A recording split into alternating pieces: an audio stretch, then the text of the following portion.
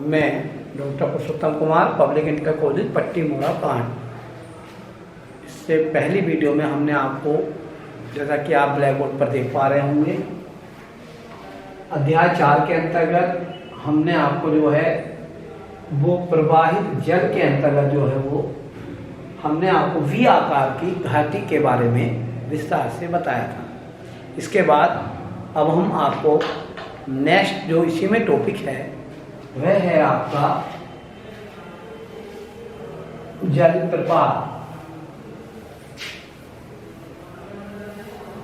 तो आइए ध्यान से समझिएगा, टॉपिक का नाम है आपका जलप्रपात।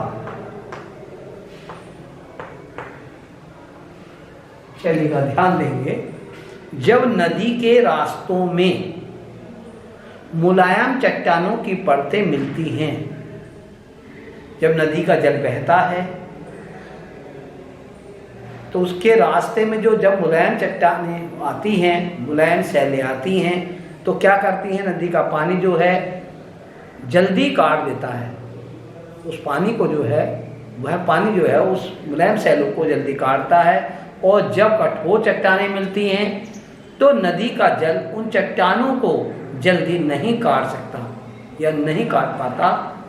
कटाव के इस अंतर के कारण नदी की तलहटी ऊंची और नीची हो जाती है। यानी कि जब मुलायम सैल आती है तो वो नदी के बहाव के कारण जल्दी कट जाती है, जब कठोर सैल आती है तो वह उतनी जल्दी नहीं कट पाती, जिसके कारण नदी के जो बहाव का जो जल है वो उसके में जो है कुछ जल नीचे बहने लगता है, नीचे की तरफ हो जाता है, और कुछ तरीका कुछ धारा जो है वो ऊपर से बहने लगती है। तो इस तरीके से जब नदी का जल ऊंचाई से खड़े डाल के सहारे अधिक वेग से नीचे गिरता है तो इसे हम जो है वो जलप्रपात कहते हैं। क्या कहते हैं? जलप्रपात कहते हैं। मान के चलेगा नदी का जल कहीं से बह करके जा रहा है, और जब वो बहता तो मुलायम सैल जो होती है वो एकदम से कट जाती है, तो कुछ जल तो नीचे से बहने लगता है, और कुछ जल जो है जब वो सैलें नहीं करती तो ऊपर से इस तरीके से जल नीचे की ओर गिरने लगता है, जिसे हम क्या कहते हैं? जलप्रपात कहते हैं। जैसा कि आप चित्र में ये देख रहे हैं, आप देखेंगे चित्र में तो आप देख रहे हैं कि जो नदी की जो कठोर सैल हैं ये इनका कटान नहीं हुआ है, परिणाम से जल जो है ऊपर से नीचे की ओर गिर रहा है, और यह स्थिति जो है वो जलप्रपात की स्थिति है। ठीक है। विश्व का सबसे ऊंचा जो जलप्रपात है ये आपको पता होना चाहिए। तो विश्व का सबसे ऊंचा जलप्रपात, विश्व का सबसे ऊंचा जलप्रपात, सबसे ऊंचा जलप्रपात, विश्व का सबसे ऊंचा जो जलप्रपात है वो दक्षिण अमेरिका के वेनेजुएला, दक्षिण अमेरिका, दक्षिण अमेरिका के वेनेजुएला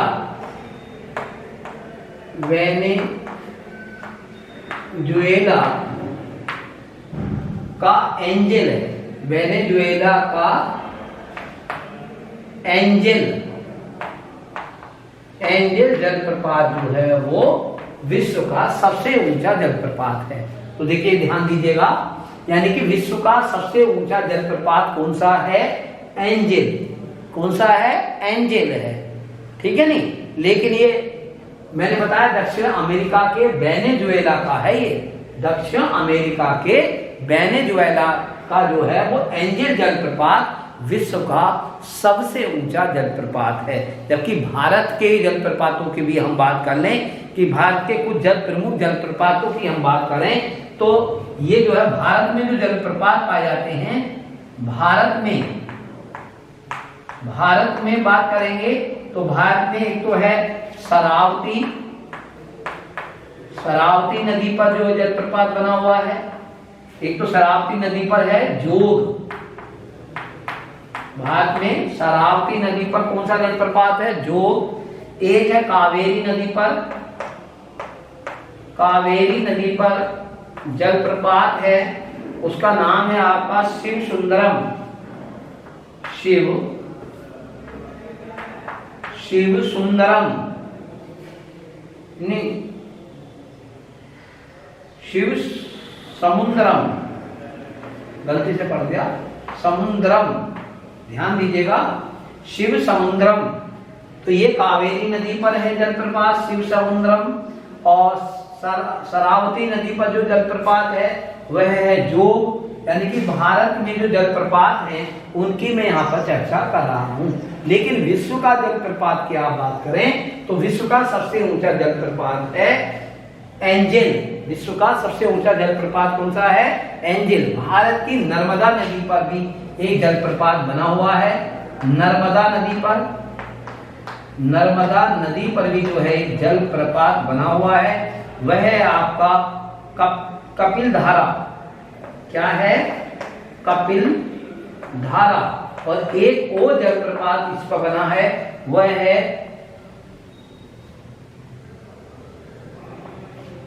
धुआंधार।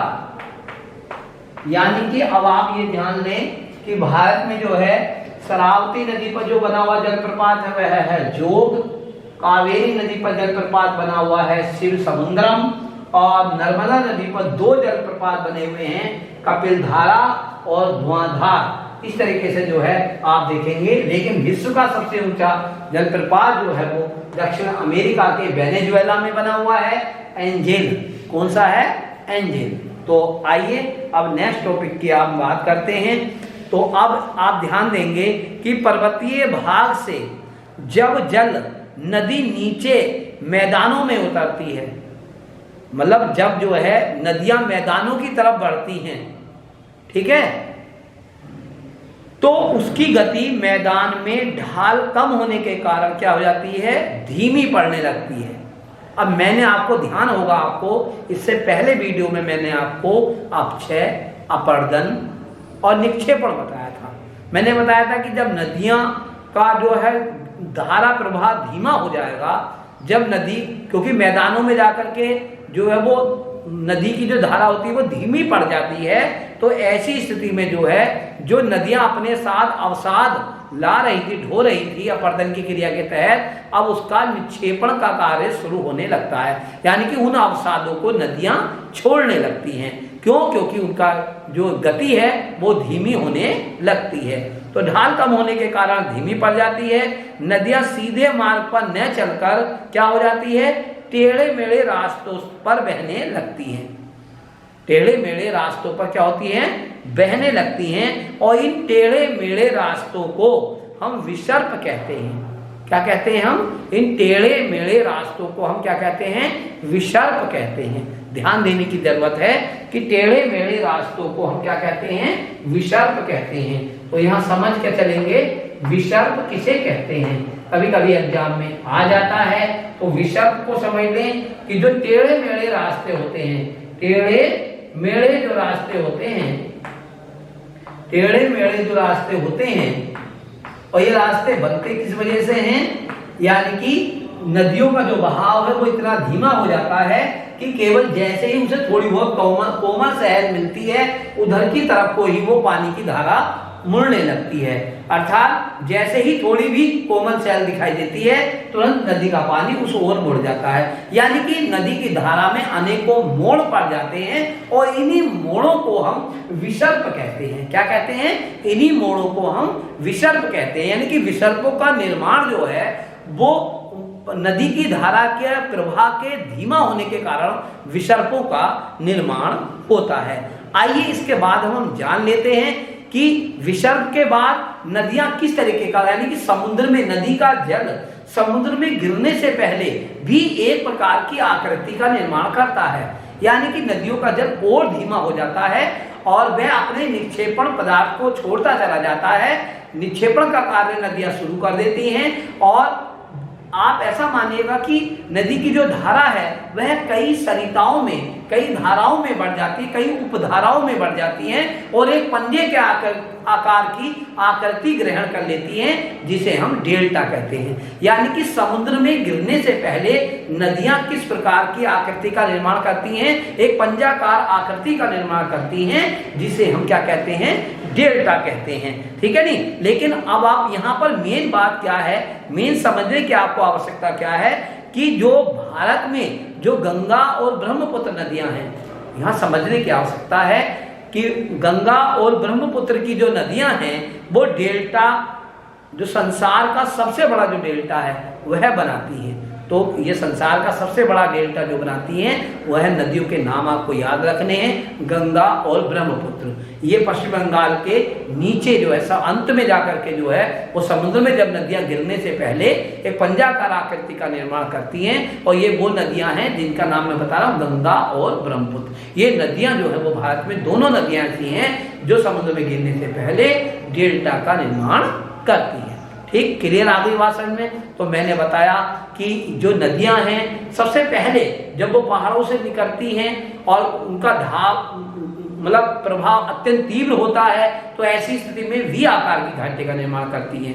तब उसके बाद उनका धारा प्रभाव कुछ कम होता है, लेकिन ज्यादा कम नहीं होता, लेकिन कुछ कम होता है। तो उसके बाद वो जो है वो जल प्रपात का निर्माण करती है। जल प्रपात के बारे में मैंने बताया था कि हल्की मुलायम शहर वो तीव्र काट देती है, जो कठोर शहर है उनको काट नहीं पाती, परिणाम स्वरूप पानी ऊपर से नीचे की ओर एकदम से गिरने लगता है और ऐसी स्थिति में जल प्रपातों का निर्माण होता है। इसके बाद मैंने बताया कि नदियां जैसे ही मैदानों में प्रवेश करती हैं उनका धारा प्रभाव और अधिक धीमा हो जाता है और परिणाम स्वरूप वे मुलायम सेल जहां जहां वो देखती जाती हैं उसमें मोड़ पैदा होते जाते हैं, और ऐसी स्थिति में उन मोड़ों को हम विसर्प कहते हैं। और नदियां, चौथी आकृति वहां पर क्या बनती है, नदियां समुद्र में गिरने से पहले, जैसा कि मैंने अभी बताया था, गंगा और ब्रह्मपुत्र नदियां समुद्र में गिरने से पहले पंजाकार आकृति ग्रहण कर लेती है, अर्थात नदी की धारा कई सरिताओं में बढ़ जाती है,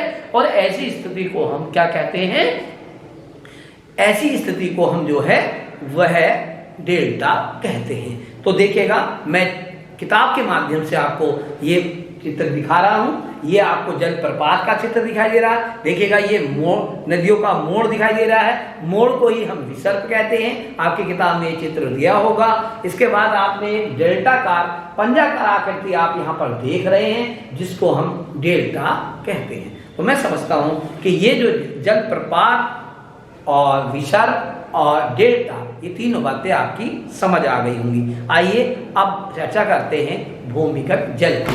तो वर्षा जल का बह बहाव, ध्यान देंगे, मैं टॉपिक है, आप नेक्स्ट जो टॉपिक है वह है भूमिगत जल, यानी कि वर्षा जल का बह बहाव जो रिस रिस कर, ध्यान देंगे, भूमिगत जल, भूमिगत जल यानी कि वर्षा जल का बह बहाव। जैसे मैं यहाँ पर, ये मैंने भूपर पट्टी बना दी है, मान लीजिएगा ये मैंने भूपर पट्टी बना दी है, ठीक है, ठीक है। अब यहाँ मैंने आपको दिखाया था दुर्बलता मंडल, इसके नीचे 400 किलोमीटर की गहराई तक दुर्बलता मंडल पाया जाता है। तो मैंने क्या कहा, जैसे मान लीजिएगा यहाँ पर वर्षा हो रही है, तो वर्षा होने के बाद पृथ्वी तल पर जो है, यानी कि भूपर पट्टी पर जो है, पृथ्वी के ऊपरी भाग पर जल प्राप्त होता है, वह रिस रिस का, तो वर्षा जल का वह भाग जो रिस रिस का पृथ्वी के अंदर चला जाता है, अंदर जाकर के स्टोर हो जाता है, उस स्थिति को हम भूमिगत जल कहते हैं। यानी कि अब आप समझ के होंगे कि वर्षा जल का वह भाग जो रिस रिस का, ये परिभाषा के रूप में मैं इसको बताने का प्रयास करूंगा और यहाँ पर बोर्ड पर लिख देता हूँ, जिससे कि आपको याद करने में आसानी हो जाए। तो भूमिगत जल किसे कहते हैं, यहाँ ध्यान दीजिएगा, वर्षा जल का वह भाग, वर्षा जल का वह भाग जो रिस रिस कर, जो रिस रिस कर भूमि के अंदर चला जाता है, रिस रिस कर भूमि के अंदर चला जाता है, अंदर चला जाता है, भूमिगत जल कहलाता है, भूमिगत जल कहलाता है। भूमिगत जल कहलाता है। यानी कि इसे आप परिभाषा के रूप में भी, मैंने इन्वर्टेड कोमा में लिख दिया है, ये परिभाषा के रूप में भी आप इसको बहुत आसानी से लिख सकते हैं। चलिएगा, आइए अब हम नेक्स्ट आगे चलते हैं और इसको समझने का प्रयास करते हैं। तो देखिएगा, किताब के माध्यम से भी आपको बताया जाना आवश्यक है। ये तो मैंने सरल भाषा में बता दिया है। आप जानते हैं कि वर्षा का कुछ जल चट्टान और मिट्टी में प्रवेश कर जाता है।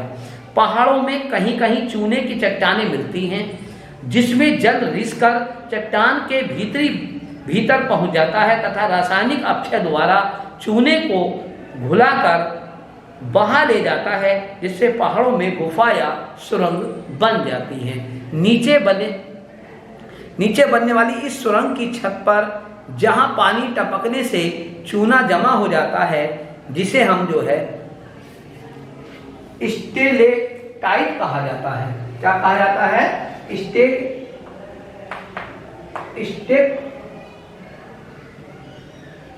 स्टेलेक्टाइट कहा जाता है। ध्यान देने की जरूरत है। ये छोटी छोटी बातें हैं, इन पर विशेष ध्यान देंगे हम। ध्यान देने की जरूरत, यानी कि कहने का तात्पर्य यह है कि सुरंग की छत पर जहां पानी टपकने से चूना जमा हो जाता है, उसे स्टेलेक्टाइट कहा जाता है। जबकि स्टेलेक्टाइट के ठीक नीचे गुफा की सतह पर भी एक खंबे जैसा आकार, जिसके नीचे का आधा चौड़ा और ऊपर का भाग पतला होता है, बन जाता है। इसे स्टेलेगमाइट कहा जाता है। इसे स्टेलेगमाइट कहा जाता है। ठीक है नी, स्टेलेगमाइट कहा जाता है। कभी कभी ये दोनों आपस में मिल जाते हैं। ये दोनों क्या हो जाते हैं? कभी कभी ये दोनों स्थितियां आपस में मिल जाती हैं। तो अगर ये दोनों स्थितियां आपस में मिल जाएं तो इसे हेलेक्टाइट कहा जाता है। हेलेक्टाइट कहा जाता है। तो यहाँ जरा सा समझ लें आप, फिर दोबारा से मैं यहाँ बताना चाहूंगा कि ऐसा मान के चलिएगा कि सुरंग की छत पर जहां पानी टपकने से चूना जमा हो जाता है, सुरंग की छत पर जहां पानी टपकने से अगर चूना जमा हो जा रहा है तो वह स्टेज कहलाएगी स्टेलेक्टाइट। लेकिन स्टेलेक्टाइट के ठीक नीचे गुफा की सतह पर भी एक खंबे जैसे आकार, जिसका नीचे का आधा चौड़ा और ऊपर का भाग पतला बन जाता है, उसे स्टेलेगमाइट कहा जाता है। और जिस जगह पर ये दोनों अवस्थाएं एक साथ मिल जाती हैं उसे हेलेक्टाइट कहा जाता है। क्या कहा जाता है? हेलेक्टाइट कहा जाता है। चूने की चट्टानों वाले क्षेत्र में ऐसी आकृतियां पाई जाती हैं जिन्हें कास्टर कहा जाता है। ठीक है नी।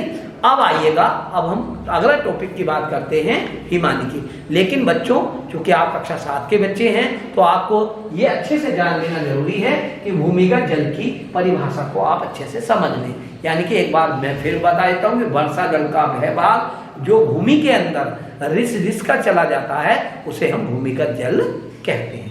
चलिएगा, आइएगा, अब हम नेक्स्ट टॉपिक की बात करते हैं, हिमानी। किसकी बात करेंगे?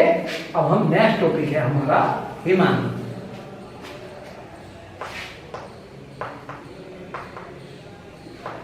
चलिएगा, ध्यान दें। ऊंचे पर्वतों पर जब कोई बड़ा हिमखंड ढाल पर खिसकता है, बड़ा हिमखंड यानी कि बर्फ का बड़ा टुकड़ा जब ढाल